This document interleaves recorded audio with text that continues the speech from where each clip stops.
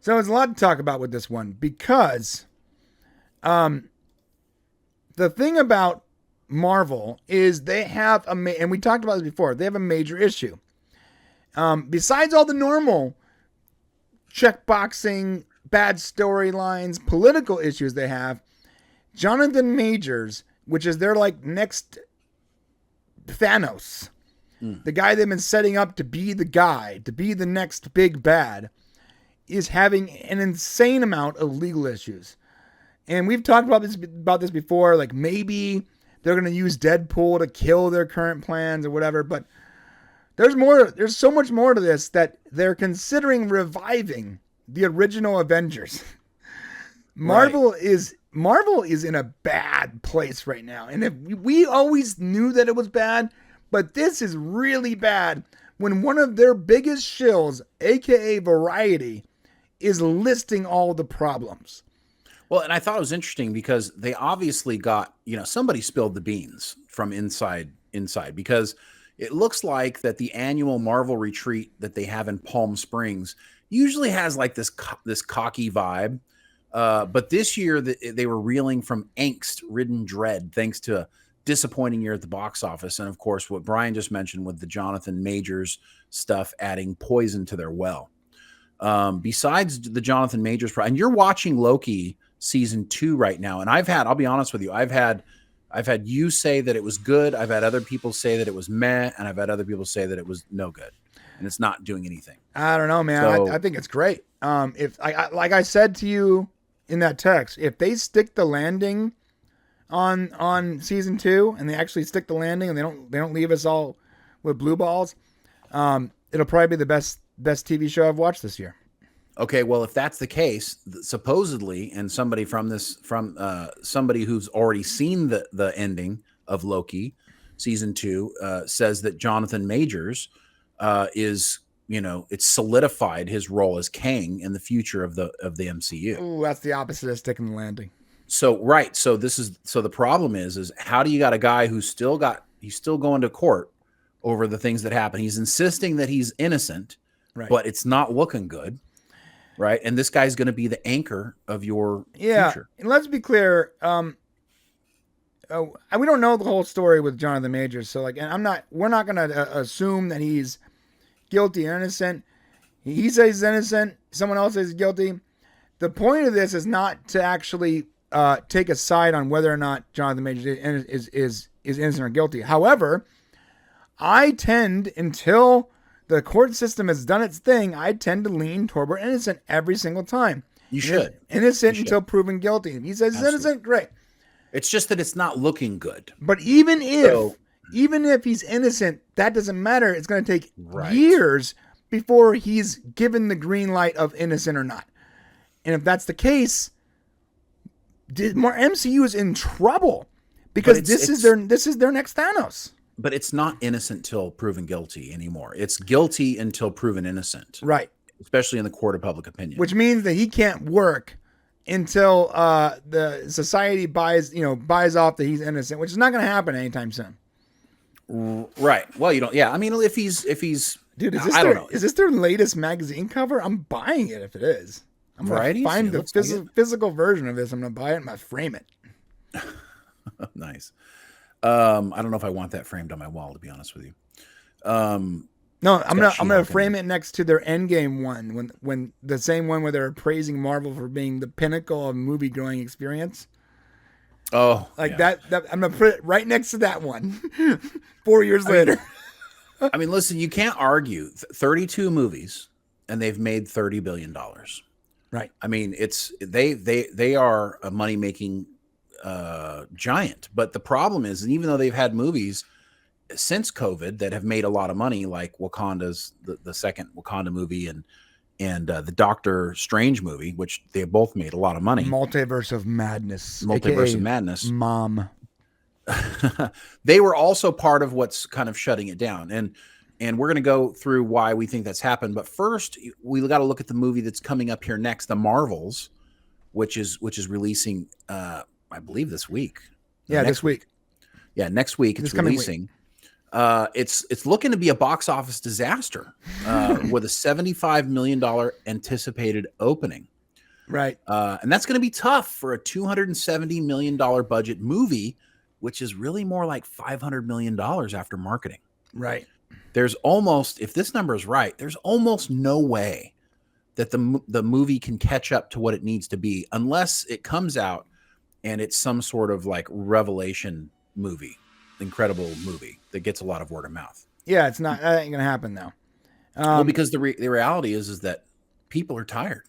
Oh wow, I guess I'm crazy. I guess it's already out. No, there was a pre-showing. There's not. It's not officially. I see. Yeah, so there is a pre-showing for the Marvels. I could have gone and seen it yesterday. Yeah, they have. That happens almost every week now. Yeah, where you can go pre-show it, which is weird. Yeah, they shouldn't do that. They should just have the one release. Stop. Yes, Anyways. And trailers that are less than 2 minutes. Absolutely. Yeah, I mean, I sort of agree with the 2 minutes thing too. Well, yeah. Yeah. So the Marvels. I was trying to look up that article. Last week we saw that they're looking at a was a $25 million opening when they're 75 million. Sorry, 75. I think 75 million when their predictions were like 3 times higher than that initially. Yeah, it's trouble. I mean, and honestly, who's saying, God dang, I got to go watch that movie. I got to go watch Nick Fury not being in charge or in control of anything once again. I mean, you watch him in some of these clips that they're showing. He looks like a befuddled idiot. He does. And it's like, what do you do? Why are you dumbing down Nick Fury? It's there's weirdness going on here. Yeah, this is the guy that we all loved, and they're like slowly making him like the butt of every joke, and he's just sort of around and there, and like all the respect for Fury is just completely gone. It's so weird. So why is all this going down? So after the 2020 COVID thing, you got to remember Endgame ended huge, right? Like it was like the monster made over $2 billion. It was the movie. It was like the pinnacle. Sorry. And so when they started reeling from COVID, the park closures came, right? The movie theater shut down, and Disney started to get into a bit of a panic, and they launched Disney Plus. Right. Disney Plus came out, and they said, look, we're losing all of this money.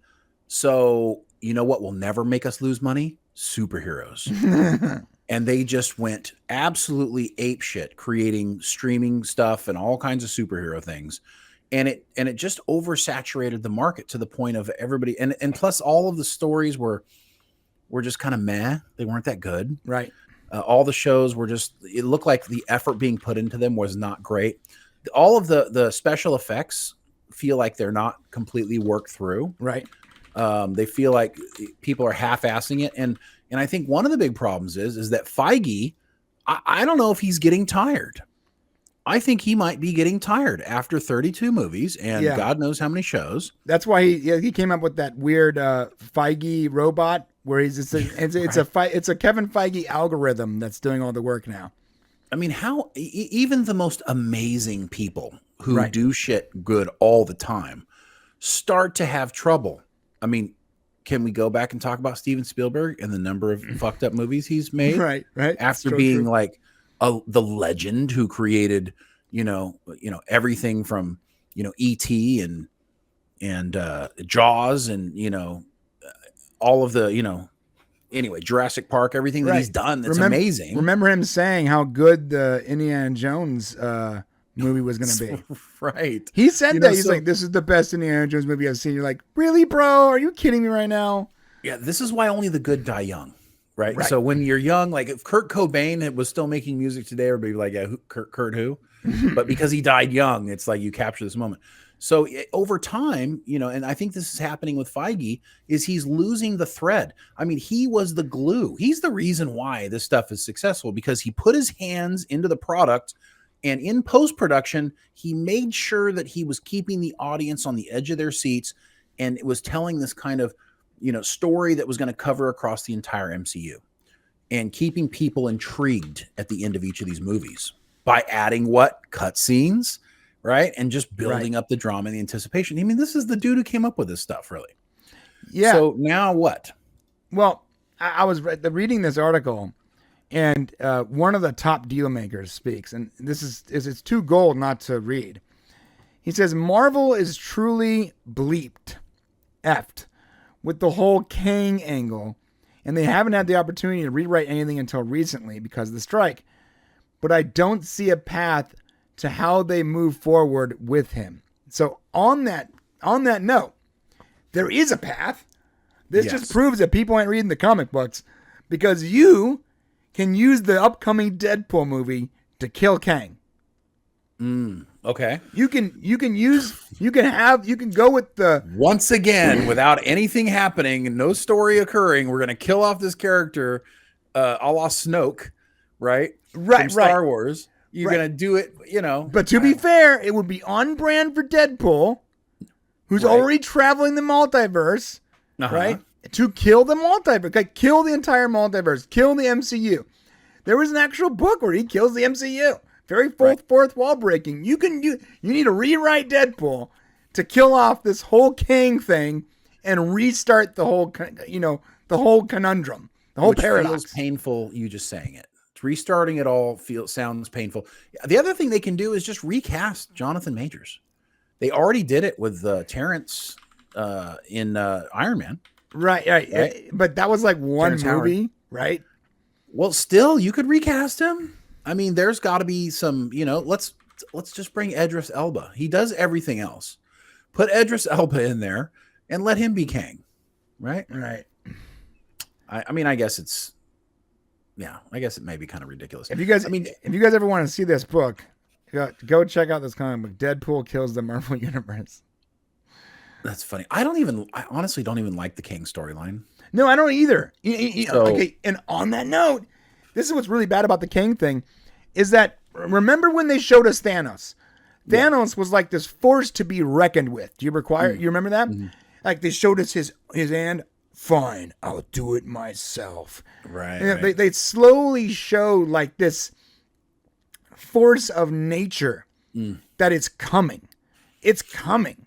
Yeah, because the first time you see Thanos, you're kind of like wondering how you feel about him, but it gets developed so well slowly. Yeah. Right. And then Thanos is like this like massive character that you don't even know. You're like, how are our heroes going to deal with this, with this menace? But here's what we have of Kang so far. We've now seen Kang killed 3 times. He was killed in Loki. He was killed in Ant-Man, right? I believe 3 times, maybe twice. We've seen him killed a bunch of times. Well, there's hundreds, there's thousands, unlimited number of them. But so far, we've seen him be defeated at least twice. Right. So I don't care how many there are. At this point, he's like cannon fodder. How many do you have before we're worried about? You don't really care, right? We don't really care about scared of him. He's been defeated twice. Yeah. Once was by accident. Okay, so I don't know. What do you want? This character is not that special. Maybe it was special. Maybe it was developed better in the comic books over such a long period of time that people had more of an opinion about this character. But at this point, this ridiculous character who has like millions of himself, they're having like their own it's very Rick and Morty. Like, why is there a council of Kangs? Like, if they all fight each other, why do they get together and talk about how they're... And it's such a weird thing. It makes no sense. It's like you're trying to rip off Rick and Morty and the comic books. Well, it came before the comic books. I know. But before Rick and Morty. But Rick and Morty did it better. I'm sorry to say. Well, yeah. So you have this multiverse, this character that no one really cares about. We've already seen him defeated twice. So how much of a threat is he? You haven't shown us yet his actual, what he's capable of. In fact, that's true. Everything we've seen is him being beat. Yeah. Well, so maybe they should kill him off. Right. But then they got to know where to go after that. And guess where they go after they kill off Kang? Back to the originals.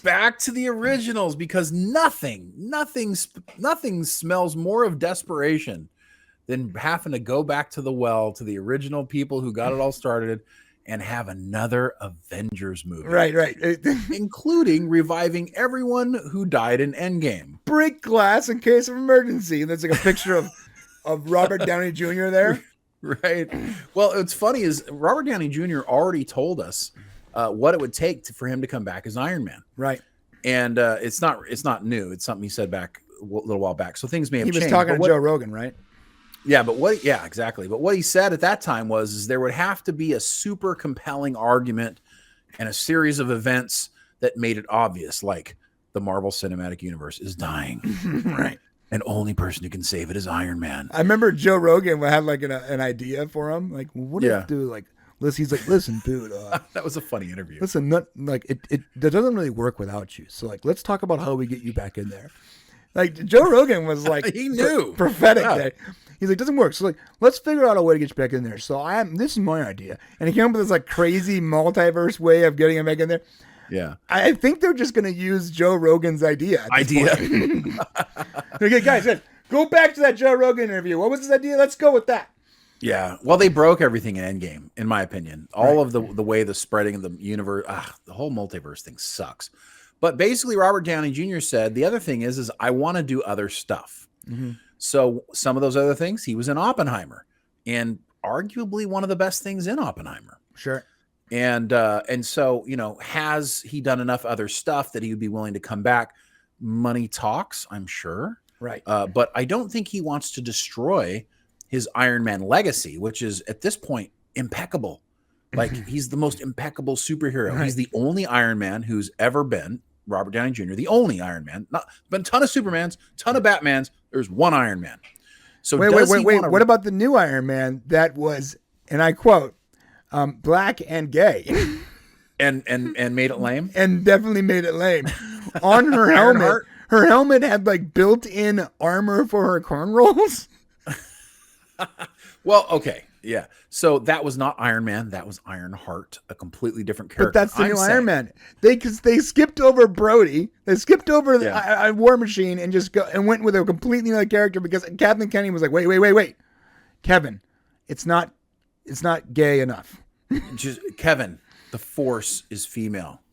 It needs to be the iron is female. Black, woman, and gay. Get that going, Kevin. You're not on board with what we're doing here. Yeah. Well, and we know that you got to get on board. But the thing is like we've had Superman made a bunch of times, rebooted. We've had Batman rebooted a bunch of times. But Iron Man is only one run. And so I don't know if Robert Downey Jr. wants to come back and risk changing his historical legacy for a little bit of cash when let me tell you, he gets top dollar. If he does a movie, it don't matter what it's going to be. He's going to get paid a lot of money to do it. Though, and as well as I know, that right now, this is what Robert Downey Jr. is hearing. I don't even know if it matters. He's hearing like down it's such a big truck. They had to start it like 3 blocks away. And it is traveling slowly down his street backwards to just dump an Olympic pool size of money into his garage. But when you have as much money as he has, is it about that or is it about your legacy? Like, do you take a chance to ruin what you've made before? I would argue that he's one of the great, movie stars of our time still. Yeah. I don't know. I do him and Tom Cruise. I do believe that given enough, a big enough check, anyone will come back and you know what? Maybe it's not just the check. Maybe it's like this much money and I get creative control of the character. Does he need? Or I get say in the script or whatever. I get to pick who he gets say in the script, regardless. Yeah, maybe. Well, maybe. No, I mean, I'm sure he does. I mean, I'm sure Kevin Feige gets the final say, but I would be shocked if he didn't get some sort of say in the script. And I don't know how much he wants to have say in the script. Robert Downey Jr. isn't writing scripts.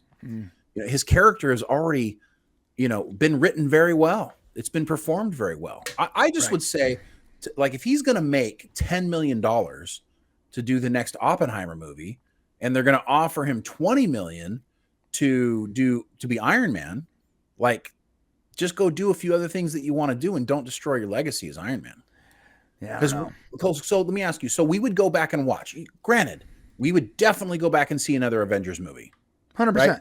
Yeah. We would look forward to it. It'd be great. Yeah, no question. But let me ask you the next question. Then what? Another one. No, that won't work. You can't just keep doing them. Yeah, that's one. Okay, it won't work. You'll get as long as Robert Downey Jr. is in it. Just keep going.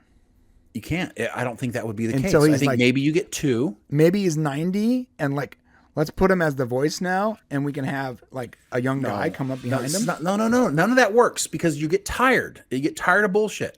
Listen, you can do like a cool like little scam thing on people. Like you can trick people once, right?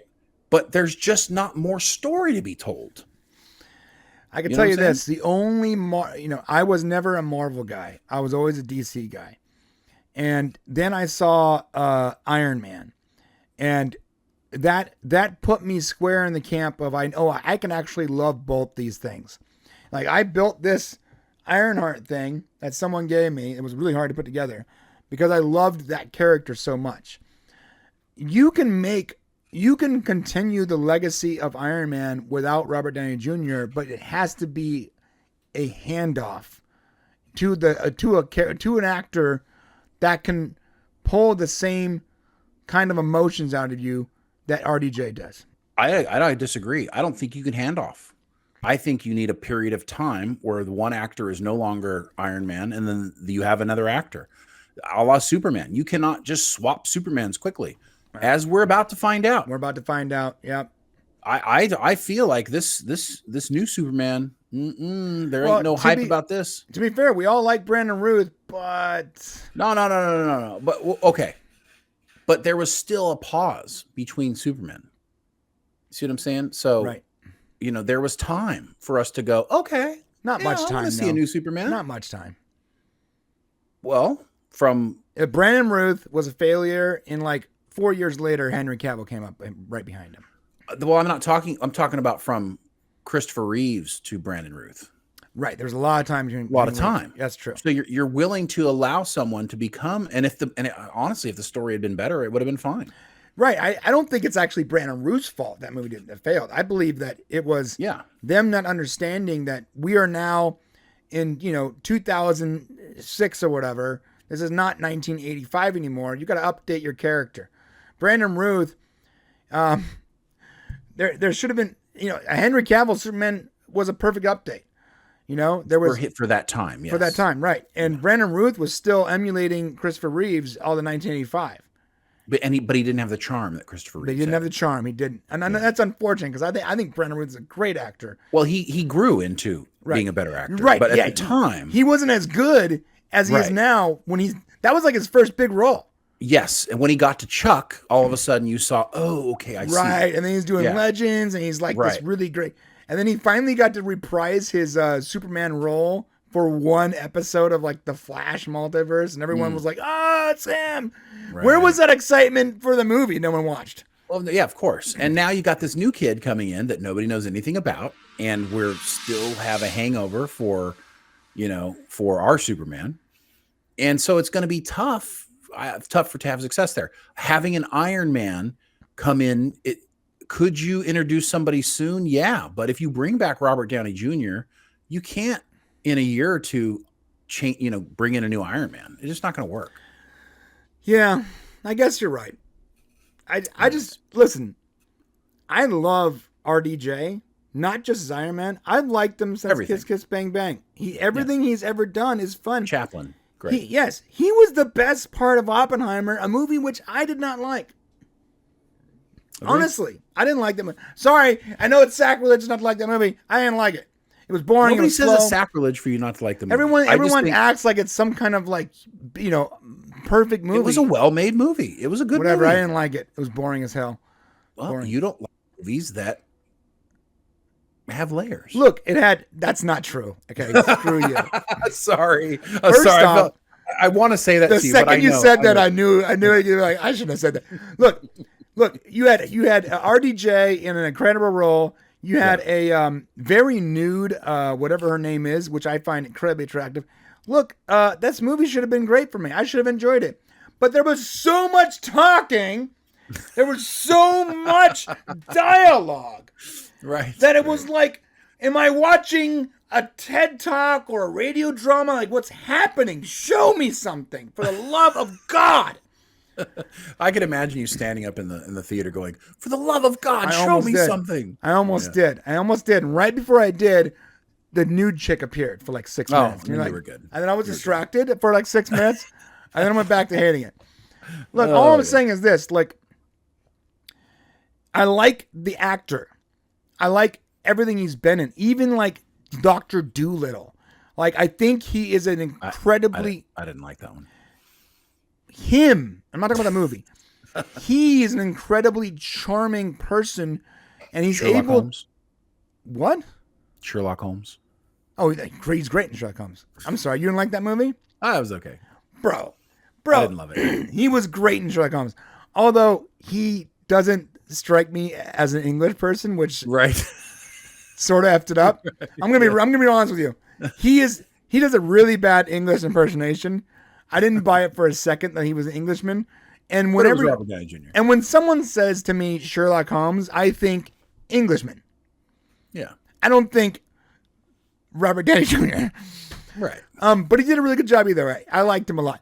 I've always liked his performances, even if he's just himself. I don't give a shit. He does a good job. He's a charming. Or if he's a black man in Tropic Thunder. Or he's a black guy in Tropic Thunder. Which that interview he did with Joe Rogan, he's like, when I first did it, and I told my mom, she was like, I don't think this is a good idea, Robbie. I don't like this idea. This is gonna be bad for you. And he goes, I was pretty stoked that everyone was mad at Ben Stiller for Simple Jack, and they forgot about me. Right. That was funny. Yeah. But look, I think he's great, and I want to see him in more stuff. I don't want to typecast him, but to be honest, I think Robert Downey Jr. is already typecast as Robert Downey Jr. Right? The same as with Jason Momoa.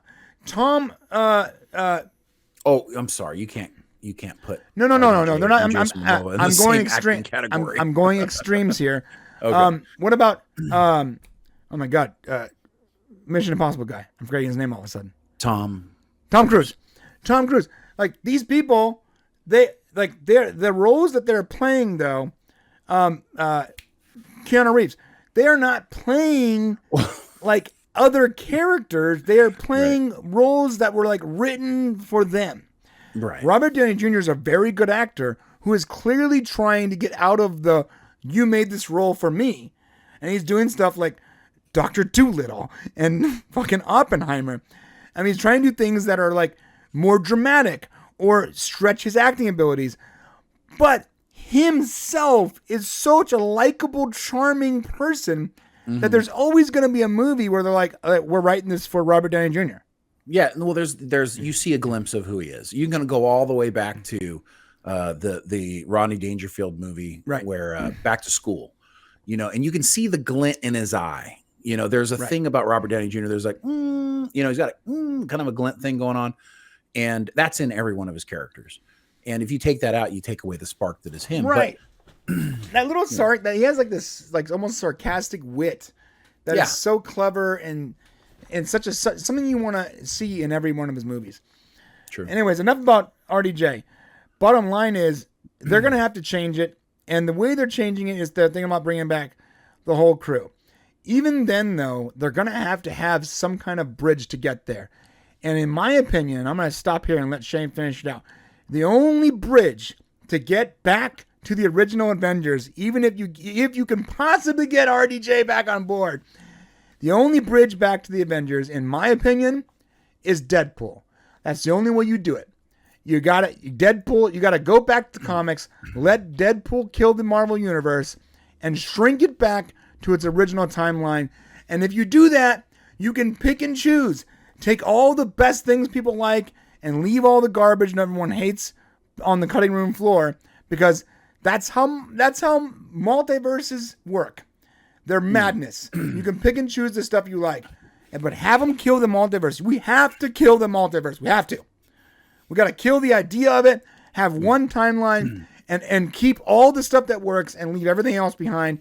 And one thing that 100% worked, in fact, I would say the thing that started this whole thing off was Robert Downey Jr., but you're going to have to dump that truck up, and you're going to have to give him a really good reason to do it. That's my opinion. So do you bring him back in a way that Endgame didn't happen? So do you do the Avengers like pre-Endgame, and so like have it in a universe where none of that happened? That would be interesting. See, I don't think that Robert Downey Jr. would be about deleting that sacrifice, but he would. Well, no, it doesn't delete it, but you can't bring him back without screwing everything up. Well, no, you can if you don't bring that RDJ back, but you let's say That's what I'm saying. Let's say this. Let's say Deadpool goes, look, I got to defeat Galactus or something crazy. I need to go find the best, and he gets access to the multiverse, which he had. He had access to the multiverse in the last Deadpool movie. If you recall, he went back and killed a version of himself. Do you guys remember that? So he even saw it as Ryan Reynolds' doppelganger, and he killed him for writing Green Lantern. All right, that was funny. Yeah. So if he has access to the multiverse and he goes, I'm going to find the best to help me deal with this Galactus issue or whatever it is. This issue that I am incapable of solving. Maybe he dies like 400 times and he figures out he's got to find people to help. He goes to multiverse and he finds, like, say, the superior Iron Man, which is Robert Downey Jr. at his best. It's like he's in his like silver armor, and it's something that we haven't seen yet that everyone always wanted to see, but killing him off in Endgame made it incapable for us ever seeing that evolution of that character. The ultimate Iron Man, the Iron Man that is so superior that he's almost a god with technology.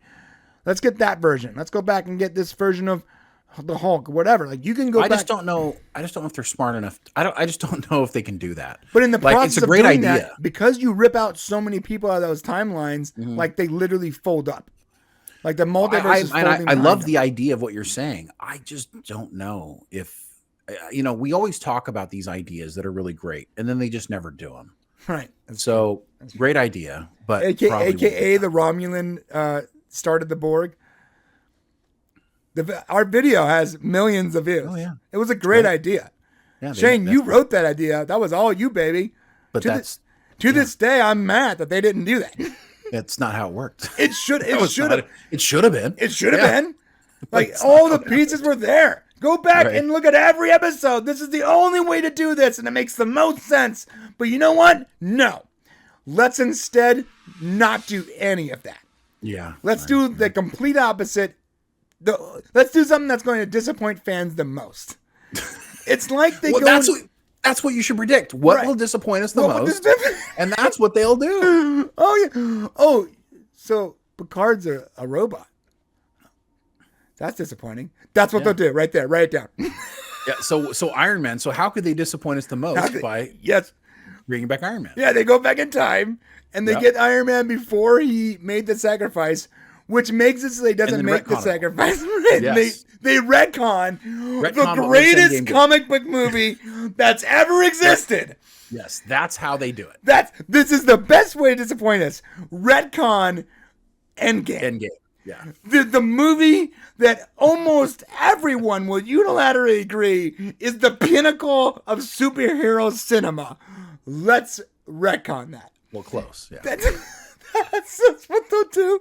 That's 100% what they'll do. And then when they do, he'll also be gay. And they'll put a chick in it and make it lame. Right. Yes, 100%. Thank you, South Park. Let us know what your opinion is, and thank you guys for watching. We'd love to hear your thoughts on bringing back everything we talked about. Are you going to watch the Marvels? Do you want the original Avengers to come back in a movie, and what does that mean for the future? Let us know in the comments section, and give us your theories.